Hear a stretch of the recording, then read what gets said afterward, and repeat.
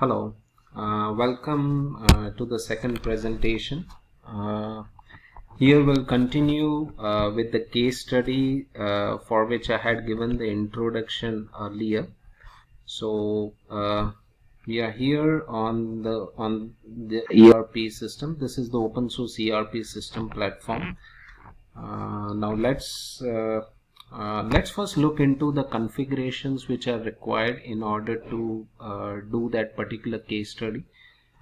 First I'll open the product. Now we have the fines and penalties which is to be incurred. So I've created one product which is a fines and penalty advance as a fines and penalty advance as a product, and I have considered this as a product type as expense, right?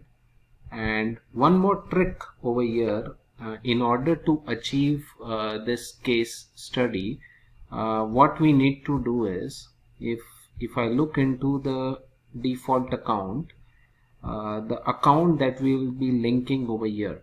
So whenever I pass an AP invoice, and suppose I use this fines and penalty as an expense, this particular account code, that is product expense, this particular account code is used in the postings.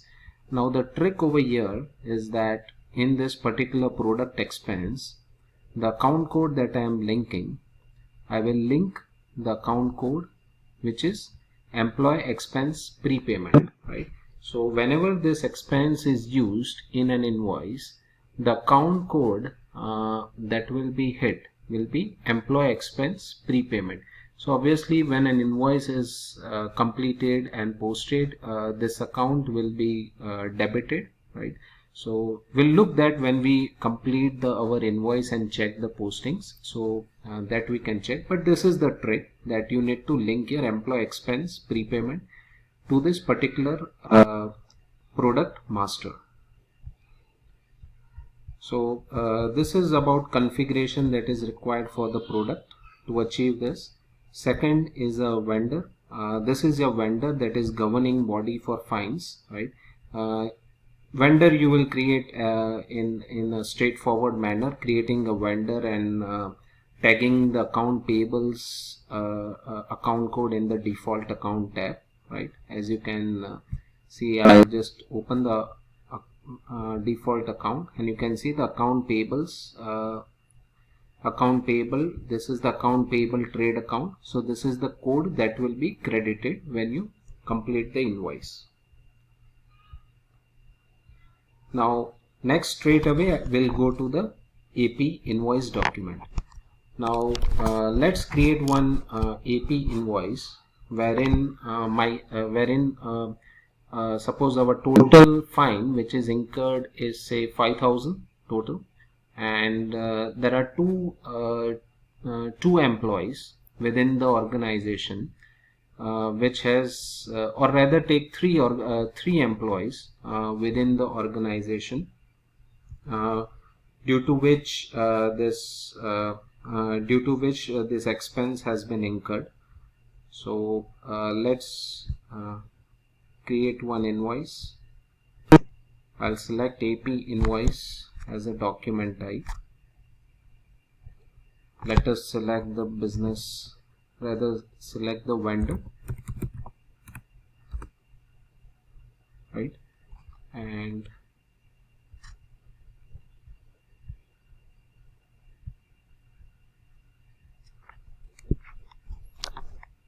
we'll go to the invoice line to enter the details about the expenses.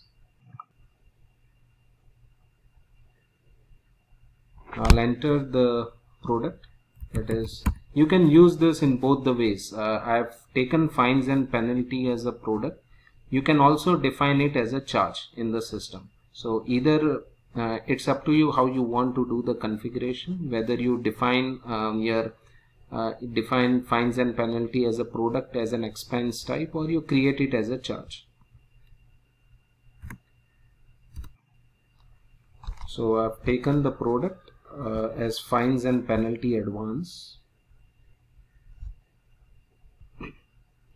I'll put the amount 5,000.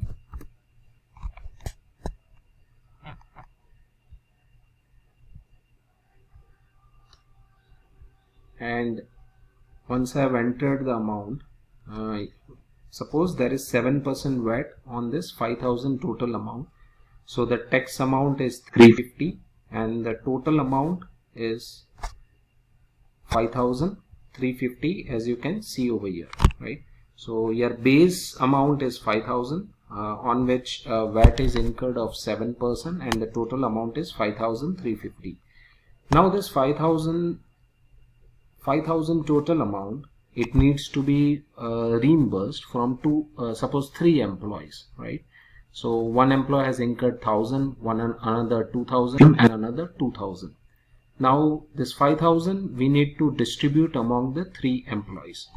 Now a small customization that has been done in the system, we have on the lines over here amount dimension line amount. This is the field, right? Suppose you want to distribute on the basis of the total amount, that is 5,350. You use this amount dimension line total amount field, right?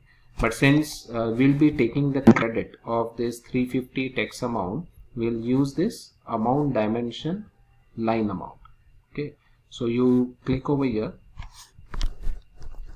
It displays this amount dimension box. Now here you have the functionality to different options are there of the dimensions, that how you want to distribute this amount to which dimension. Now there is a dimension available as business partner. We'll select that one. We'll select the 3 employees one by one. Suppose these are the 3 employees. Let us select the first one, which has 2,000.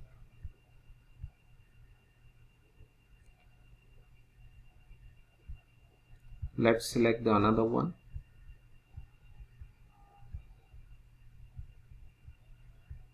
It has incurred 2,000.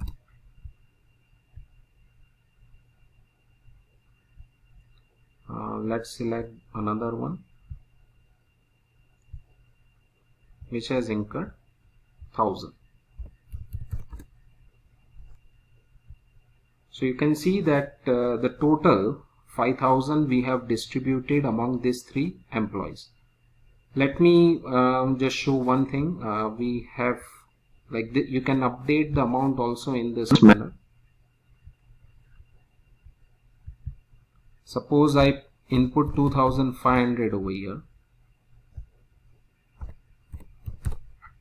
and let me update this. You can see it gives a pop-up that the dimension line total, it cannot be greater than the total amount. So it also checks that the total amount is 5,000 and you can break the amount only based on 5,000 the total amount. Also, as you can see, the heading maximum breakage amount is 5,000, right, for this particular schema, right? So accordingly we have distributed this 5,000 to the 3 employees, right? Go ahead and just save this record. Okay, now you can see that amount dimension line amount total is 5,000, right? So we have distributed those 5,000 total amount to the 3 employees. Now simply go ahead and complete your invoice.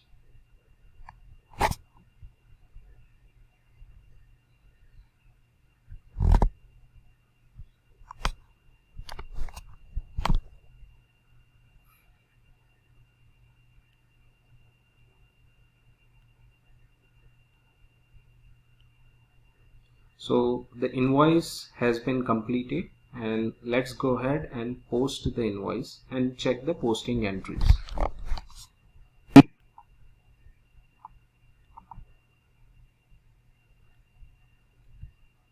So the document has been posted. Let's check the posting entry.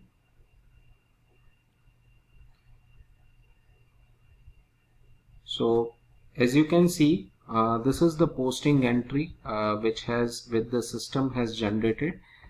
Your account payables has been credited with 5,350. That's the total amount for which you need to you need to make the payment to the governing body of fines and penalties, right? And the expense has been broken into 3 parts, right? And also you can see on each of the lines we have used the business partner as a dimension, right? You can see that on the line we have used the 3 dimensions over here, right, with the 3 employees: Sushil Sharma, demo client and demo organization. So these are the 3 employees we have used on the employee expense prepayment code, which has been debited, right? So this is as an advance which we have given to the employee. So based upon the reports that we are configuring, this 2000 plus 2000 plus 1000 will reflect in each of the employees ledger account, right? And in this way, whenever you open an employee ledger account, it will show 1000, 2000 and 2000 for these 3 employees. Now this advance can then be later on be adjusted by passing the JV through salary and taking the reimbursement either through salary salary which is being paid at the end of the month, or it can be reimbursed by any other way or any other method that you have which you are following in the organization, whether through cash or whether through any other means, through a or any other financial terms that you have, right? And in the entry you can see the tax credit, that is 350, which is being debited. So this is the amount for which you need to take the credit. So here through this accounting entry, many things have been achieved. One is your AP invoice has been created for the governing body of fines and penalties, for that you can make the payment, and your employee ledger account gets impacted by this entry, and further it does the dimension breakup also among the three employees, right? And your input tax credit also gets handled. So so this is all about this particular case study.